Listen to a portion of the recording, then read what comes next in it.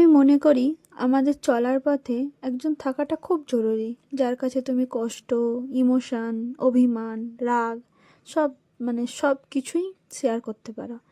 আর সেই মানুষটা ছেলে হোক বা মেয়ে, তেমনই আমার জীবনেও একজন আছে যাকে এখন দেখলে সে হচ্ছে আমার খিচুড়ি স্কুল থেকে ওঠা বসা, স্কুল টিউশনি, বিকেলে হাঁটতে যাওয়া, রাগ দুঃখ মারপিট অভিমানের সাক্ষী।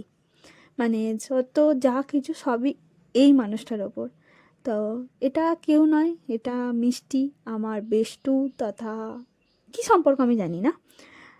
আসলে দুজন দুজনকে সব কথা শেয়ার না করে থাকলে পেটের ভাত আমাদের হজম হয় না, বা এখনও আগেও হতো না, এখনও হয় না। কিন্তু সেই মানুষটা কি আমার থেকে আলাদা করে দিয়েছিল 2022 সালে, ওর বিয়ে হয়েছিল।